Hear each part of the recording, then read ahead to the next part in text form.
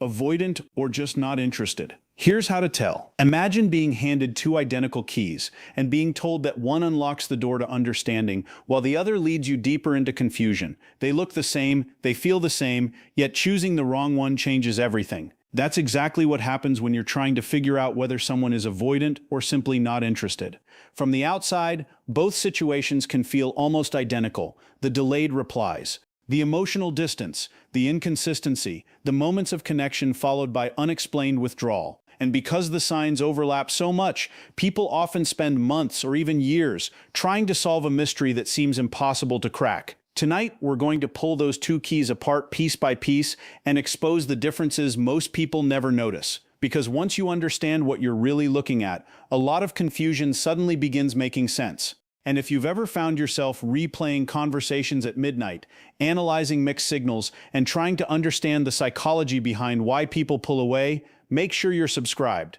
There are very few things more powerful than seeing a relationship clearly, and that's exactly what we're here to do. The question itself is often born from pain, not curiosity, not psychology, pain, because uncertainty can be harder to endure than rejection. When someone clearly says they aren't interested, it hurts, but at least there is an answer. What keeps people awake at night is ambiguity. It's staring at a screen wondering why someone who seemed excited yesterday feels distant today. It's remembering moments of genuine connection while trying to reconcile them with the coldness that followed. It's questioning whether you imagined the chemistry, misunderstood the signals, or missed something important. The mind becomes trapped between two possibilities. Maybe they're avoidant and afraid of intimacy, or maybe they're simply not interested enough to pursue a relationship. Every interaction becomes evidence. Every silence becomes a clue. Every small gesture gets examined under a microscope. And the longer this uncertainty continues, the more emotionally exhausting it becomes. Because human beings are wired to seek closure. We want stories to make sense. We want behaviors to have explanations. We want contradictions to resolve themselves. But relationships don't always cooperate with our desire for clarity. Sometimes they leave us suspended between hope and reality, unable to fully move forward because we still believe there might be something we haven't figured out yet. What makes this even more difficult is that avoidance and disinterest often wear the exact same disguise. If you only look at behavior on the surface, they can appear nearly identical. Both people may cancel plans. Both may respond inconsistently.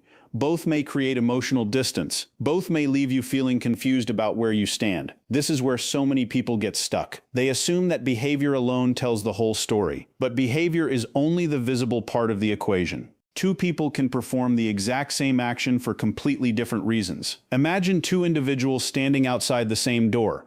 One wants to walk through it but feels terrified of what's on the other side. The other simply has no interest in entering at all. From a distance, both are standing still. Both are not moving forward. Yet internally, their experiences are worlds apart. That's why understanding motivation matters so much.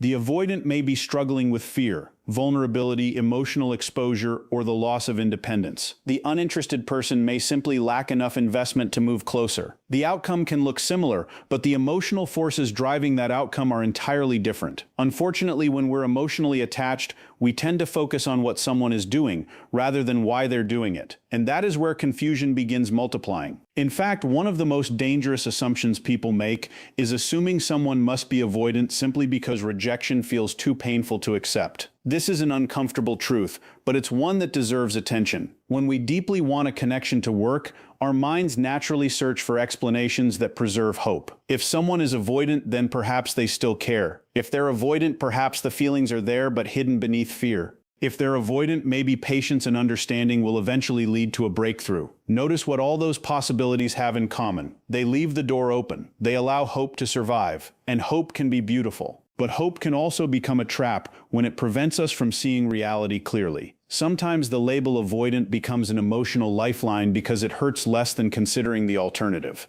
The alternative being that the person simply doesn't want the same level of connection that you do. This doesn't mean avoidants don't exist. They absolutely do. But it does mean that not every emotionally unavailable person is avoidant. Not every inconsistent person is struggling with attachment wounds. Not every withdrawal is rooted in fear. Sometimes distance is exactly what it appears to be. And if we're honest, many people spend far more time diagnosing the other person than asking whether the evidence actually supports the story they want to believe. So what does genuine avoidance actually look like? This is where things become fascinating. A true avoidant often presents a contradiction that can leave others feeling completely disoriented. They may genuinely enjoy spending time with you, they may initiate conversations, they may seem emotionally present during certain moments. They may even express feelings that suggest a real connection is developing. But as intimacy grows, something begins shifting internally. The closer the bond becomes, the more uncomfortable they start feeling. Not necessarily because they dislike the relationship, but because closeness itself activates deeper fears. Vulnerability begins feeling risky. Emotional dependence begins feeling threatening. Expectations start feeling heavier. They may want the connection and fear it at the same time. This creates behavior that appears inconsistent from the outside. One day they seem fully engaged.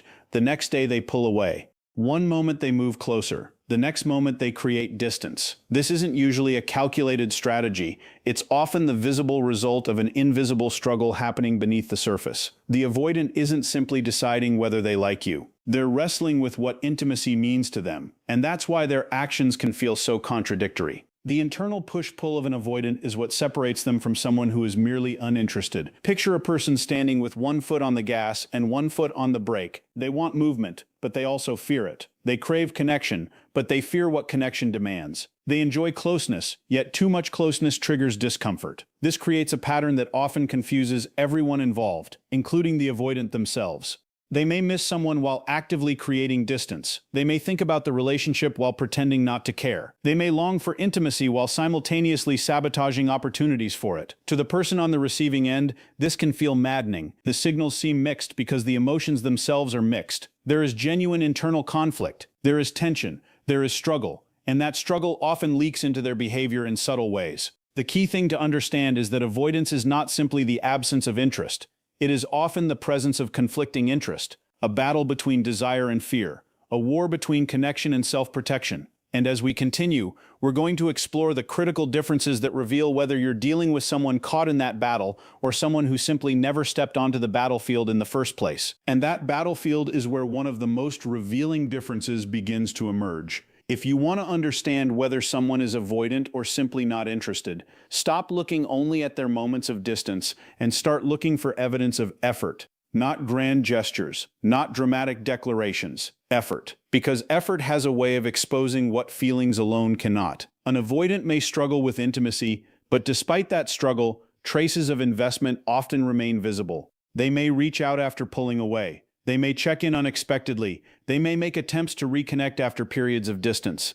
Their behavior may be inconsistent, but beneath that inconsistency there is usually some sign that the connection still matters to them. In contrast, genuine disinterest often reveals itself through the absence of effort, when effort is no longer convenient. A person who is not invested may respond when it's easy, engage when they're bored, or show up when circumstances happen to benefit them, but they rarely create opportunities to build connection. They rarely move toward the relationship when there is no immediate reward. This is why the effort test is so powerful. When pressure disappears, what remains? When nobody is reminding them to care, do they still find reasons to show up? The answer to that question often reveals more than hundreds of conversations ever could. Because feelings can be hidden, intentions can be confusing, words can be misunderstood. But consistent effort leaves a trail that is difficult to fake over long periods of time. This becomes even clearer when you stop initiating. Few moments expose relational dynamics more honestly than stepping back and observing what happens next. Most people are terrified to do this because they fear the answer they might receive. As long as they continue reaching out, planning conversations, creating opportunities, and maintaining momentum, uncertainty can survive. There is always another explanation available. Maybe they're busy, maybe they're stressed, maybe they're overwhelmed.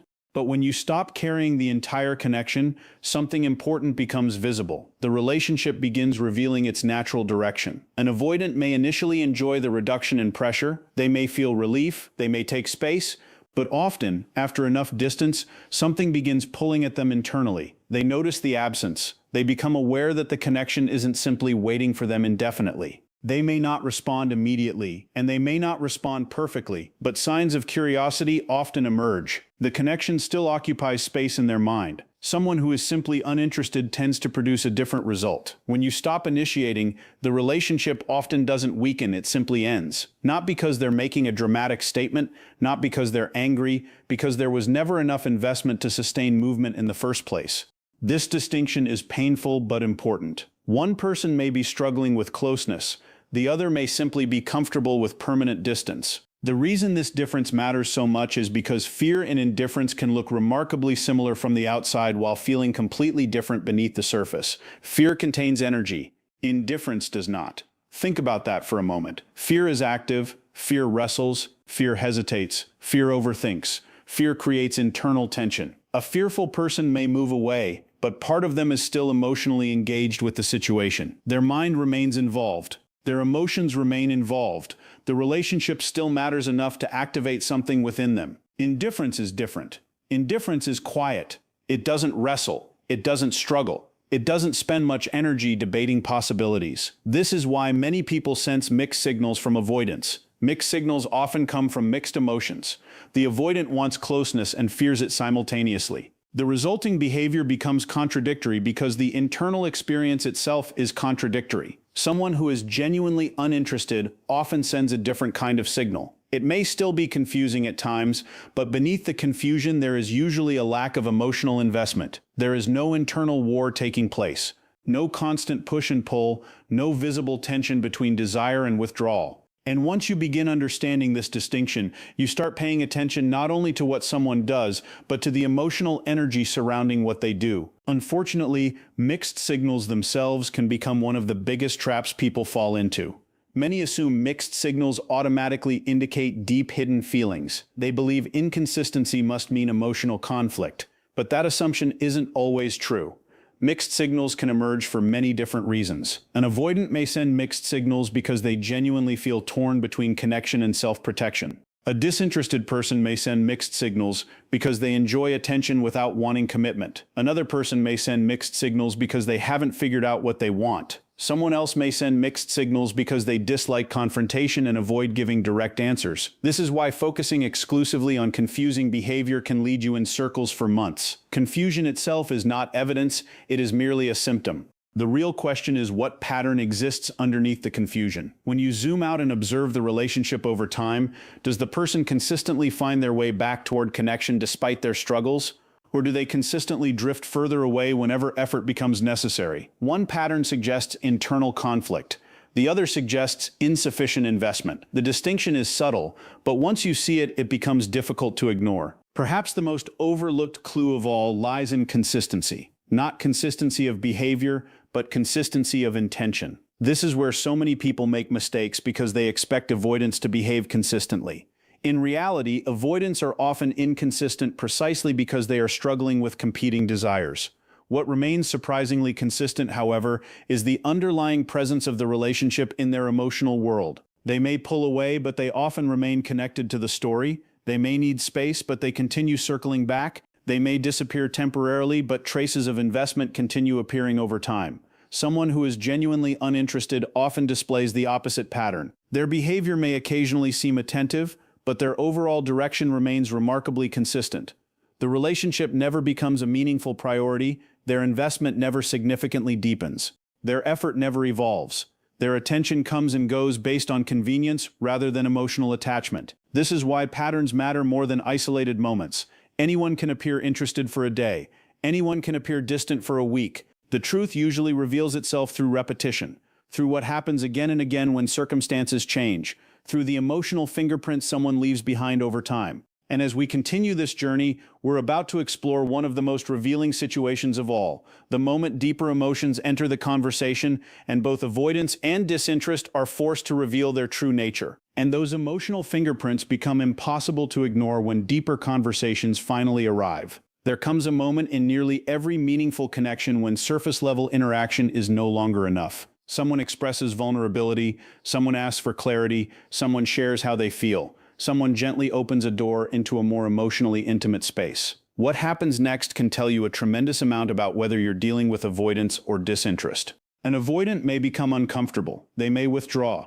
They may struggle to find the right words. They may seem overwhelmed by the emotional intensity of the moment. But if you pay close attention, there is often still engagement with the conversation itself. Even when they're retreating, they may be reacting. Even when they're uncomfortable, the discussion affects them. They may need space afterward. They may become defensive. They may struggle with vulnerability. Yet the emotional significance of the interaction remains visible. someone who is simply uninterested, often responds differently. The conversation doesn't create fear because there isn't enough emotional investment for fear to exist. Instead, deeper discussions may be brushed aside, minimized, ignored, or met with a level of detachment that feels surprisingly flat. The distinction isn't always obvious in the moment, because both people can appear distant afterward. But beneath the surface, one person is wrestling with emotional exposure while the other is simply not deeply engaged with the connection itself. This becomes even clearer when examining one of the most confusing experiences people encounter: the reappearing act. Almost everyone who has dealt with an avoidant has experienced some version of this phenomenon. After creating distance, they suddenly return.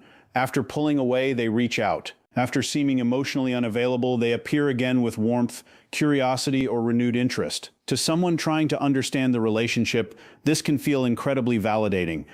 It seems to confirm that feelings were present all along, and sometimes that's exactly what it means. Avoidants often struggle with proximity. When connection becomes too intense, they may create distance. But once distance exists, another feeling begins emerging. They miss the connection. They miss the emotional safety that existed before their fears became activated. They miss the person. This can draw them back into contact, creating a cycle that many people find both hopeful and exhausting. Someone who is simply uninterested may also reappear occasionally, but the motivation often feels different. The return tends to revolve around convenience, loneliness, boredom, validation, or temporary circumstances rather than genuine emotional investment. The key difference is not whether they come back, it's what happens after they return. Does their presence carry signs of emotional significance, or does it quickly fade once their immediate needs have been met? Over time, the answer usually becomes visible. Another important clue emerges when you examine the role of timing and circumstances. Life affects everyone. Stress affects everyone. Major changes, family issues, career pressures, emotional struggles, and personal challenges can all influence how people show up in relationships. Avoidants are particularly sensitive to feeling emotionally overwhelmed. When multiple pressures collide, their instinct to create distance often intensifies. This doesn't excuse hurtful behavior, but it helps explain why their patterns sometimes fluctuate depending on what is happening in their lives. There is often a relationship between their emotional availability and the level of stress they are carrying internally. Someone who is uninterested tends to show a different pattern. Their level of investment remains relatively unchanged regardless of circumstances. Good times don't significantly increase their effort. Difficult times don't significantly decrease it. The overall trajectory remains remarkably consistent because the underlying interest level remains relatively stable. This is why context matters. A single period of distance rarely tells the whole story. Patterns observed across different seasons of life reveal much more. When you begin looking at how someone behaves across changing circumstances, you often discover whether you're witnessing fear-based withdrawal or simple lack of investment. Perhaps one of the most heartbreaking realities of all is recognizing that attraction and capacity are not the same thing. Many people spend years trapped in confusion because they assume that if someone likes them, the relationship should naturally work. But human beings are far more complicated than that. It is entirely possible for someone to feel genuine attraction, genuine affection, and even genuine love while lacking the emotional capacity to build a healthy relationship. This is one of the reasons avoidant dynamics can be so painful. The feelings may be real, the connection may be real, the chemistry may be real, yet the person's ability to sustain intimacy remains limited by fears they have not learned to manage. This creates a devastating contradiction. You can see evidence that they care, yet still experience disappointment, inconsistency, and emotional distance. For many people, this realization becomes a turning point because it forces them to separate two ideas that often get blended together. Caring about someone and being capable of maintaining a healthy connection with them are not identical things. One can exist without the other. And understanding this distinction often provides more clarity than endlessly trying to determine whether feelings exist. Which brings us to a truth that many people resist hearing because it challenges the very question they've been obsessing over. Whether someone is avoidant or simply not interested, there comes a point where the distinction may stop being the most important thing. Think about how much energy gets spent trying to decode behavior. How many hours are devoted to analyzing messages, researching attachment styles, revisiting conversations, and searching for certainty? All of that effort is directed toward understanding the other person. Yet there is another question waiting quietly beneath the surface. A question that often gets ignored because it feels less exciting and far more personal. Regardless of why someone behaves the way they do, how does that behavior affect your life? Regardless of whether the distance comes from fear or indifference, are your needs being met? Regardless of their intentions, are you experiencing peace, security, consistency, and emotional reciprocity? These questions can feel uncomfortable because they shift the focus away from solving the mystery and toward evaluating the reality. The reality is that fear-based unavailability and interest-based unavailability can both create pain, they can both create uncertainty, they can both leave you feeling emotionally stranded. And as we move into the final stretch of this journey, we're going to explore the question that changes everything. Not whether they are avoidant or uninterested, but why that question may be keeping you trapped in the first place. And that question keeps people trapped because it creates the illusion that one more answer will finally bring peace, one more realization, one more insight, one more piece of evidence. If they can just determine whether the person is avoidant or uninterested, then everything will make sense. But notice what often happens. The search for answers becomes endless. One day the evidence points toward avoidance. The next day it points toward disinterest. One interaction creates hope. Another creates doubt. The mind becomes locked in an exhausting cycle of investigation, constantly gathering data but never reaching certainty. The deeper problem is that the question itself places your attention in the wrong place. It keeps the spotlight fixed on someone else's psychology while your own experience remains in the shadows. You become a detective studying their behavior rather than a participant evaluating your own reality. Every ounce of energy goes toward understanding them. Very little goes toward understanding what this dynamic is doing to you. This is why so many people remain stuck for months or years, not because the answer is impossible to find, but because they are asking a question that can never fully solve the pain. Even if you discovered with absolute certainty that someone was avoidant, would that automatically meet your emotional needs, even if you proved they were